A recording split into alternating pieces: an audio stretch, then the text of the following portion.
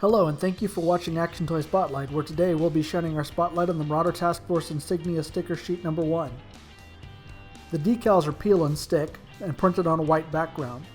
I would have liked to have seen clear backgrounds, but maybe we can get that in a later release. I decided to place one of the Task Force figures next to it so you can get an idea of scale. The emblems above his right shoulder here are sized to fit the berets. I would have liked to have seen a discrete emblem for each MTF theme, but there's a pretty good diversity, and this is only the first set. We have a large number of enlisted ranks, but no officers for this set. This is the MTF logo that was selected from our submissions. We get some knife and skull logos that were first revealed when the original MTF figures began arriving in our mailboxes.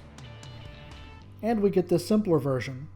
Both of them look to me like the knife blade is a tongue sticking out, which is kind of neat even if unintentional. The teeth are decals I've been looking forward to since I saw the pictures from New Jersey Collectors Convention. Marauder's been putting them on the cheek protectors on the tactical helmet, but I had a different idea I'll show you later. We got regular and low visibility flags for Canada, Australia, Brazil, Germany, the US, and the UK. We got some tabs and uniform labels. I would have liked to have seen more tabs, maybe sappers or special forces, but I'm sure we'll be getting them in the future. We also got a variation on the skull motif. This one looks especially mean and might end up on an evil faction if I ever use it. As we've been told, the decals are very thin so they can conform to the details of the sculpt. Indeed, they conform quite well, and I've not had any come close to ripping even when I pull them off. I've tried the decals on a number of uneven surfaces with excellent results. They're of course only decals, so they can only be so durable. Whenever possible, try to place them such that they are protected by a pouch, accessory, or even a ridge in the sculpt. The MTF labels are the big ones I would have liked to have seen on a clear background.